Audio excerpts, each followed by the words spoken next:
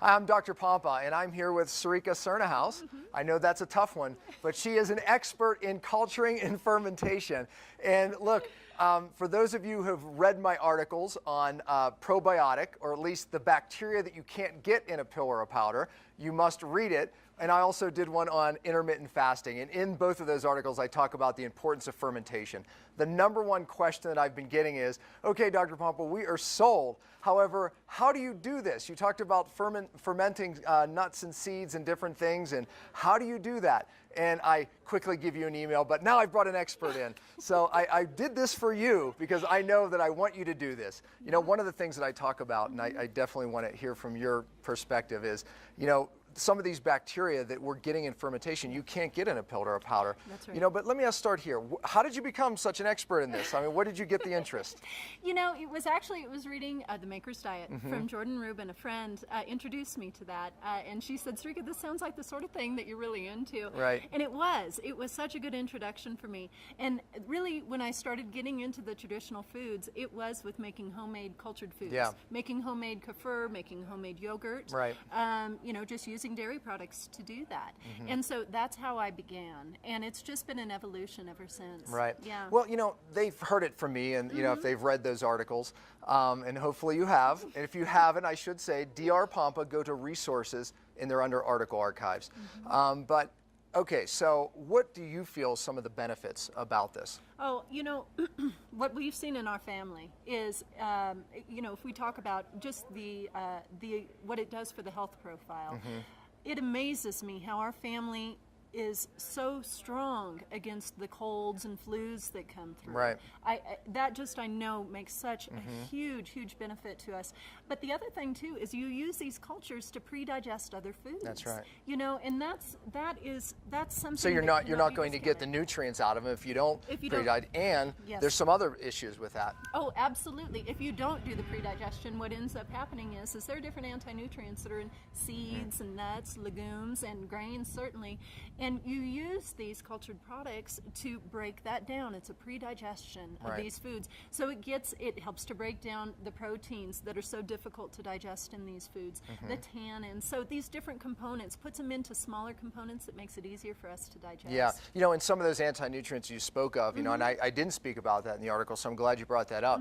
You know, they're actually toxic to our body. Yeah. Things like phytates and lectins, you know, they become very toxic, but when you sprout them, it lowers the amounts of those. It does. Yeah. And the thing that's great is it also breaks them into a smaller composition than what they were before. So you can take something that's a complex carbohydrate, say, and everybody is concerned about eating too many carbohydrates these days. Absolutely. And when you use these culture media on this, that actually helps to break down into more simple sugars, which are easier for us to digest. In my, you know, cellular healing diet, I take away all grains and sugar to lower cellular inflammation.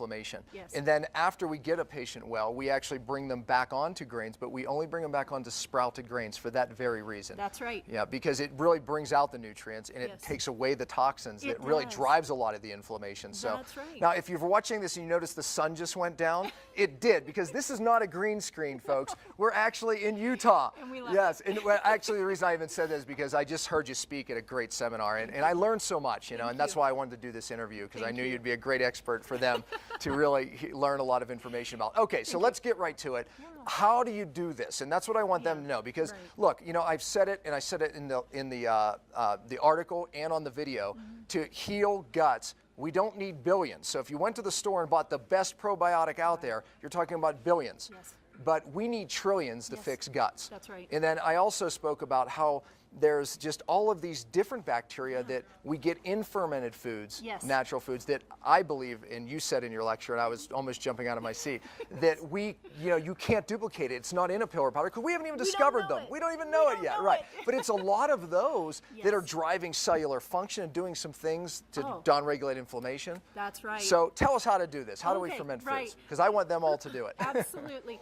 You know, the thing of it is when it comes to fermenting foods, we're very fortunate. There actually are products that are on the market that make this an easier job.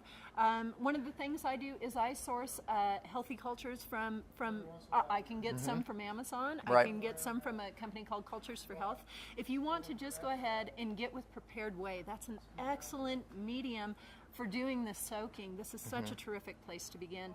You've got the Swirl Gold. Yeah, the Swirl Gold from Beyond Organic that's what I use, and I ferment everything with it. So right. How do we do it? Okay, so then what you do is once you have your whey, whatever this fermenting, and it doesn't have to be whey. You can also use a sea salt brine. That can be another medium. If a person is really working hard to stay away from dairy, if they're just going to be doing grains or nuts and seeds, they don't even need to incorporate the dairy if they don't want to. That's right. Yep, they can just use salt or a little bit of fresh lemon juice. That would work too. And so with this, what you want to do is you want to clean off whatever it is you're going to be culturing. You want to rinse that off, and then you want to take that food and put it into a warm water whey bath. And so what I would do, let's say we're going to be soaking some almonds. Okay, so we'll use that as an example. We'll take a cup of almonds, and then what I would do is I would take a cup of warm water, and when I say warm water, I'm talking about 110 degrees or so. Okay, and then I would add some whey because I do like the activity. So we can dump in the Swirl Gold if that's the whey we're using. That's right. Okay. So you would use maybe a half a cup of the Swirl Gold. I was going to ask. Yeah, okay. about a half a cup of Swirl Gold, about a cup of water. Put that over your almonds. And But this could be grains too. It could be grains. Grains, almonds. It could be legumes. Legumes. Yes. Okay. Yep. Seeds. Any of that. So that's what you do. You pour it over, and then you let that just sit. Let it rest. It is definitely best if you go ahead and let this be at a nice warmer temperature.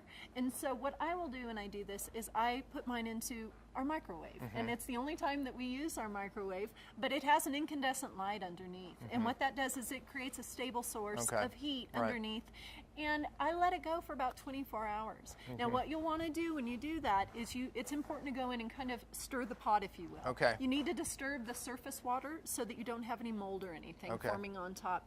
And then at the end of that period of time, you'll notice you may actually have a little bit of carbonation that's happening. And that's a byproduct of that whey acting on the carbohydrates.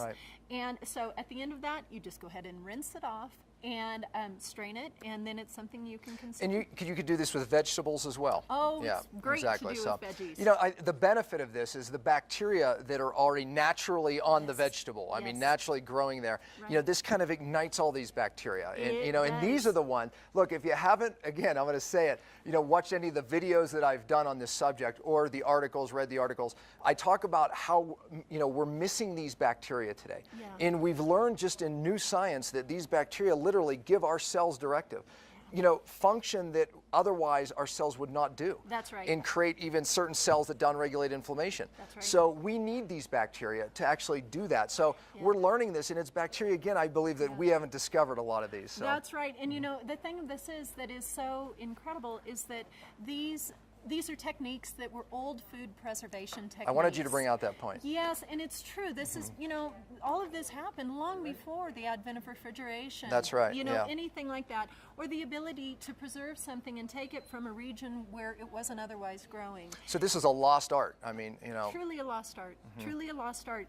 And the thing that we've replaced it with is bottling, food preservatives, high heat canning, this sort of a thing. And what we have lost in that technique is so much that, as you say, we don't even know how much nutrition is inherent in these kinds of foods. Exactly. Yeah.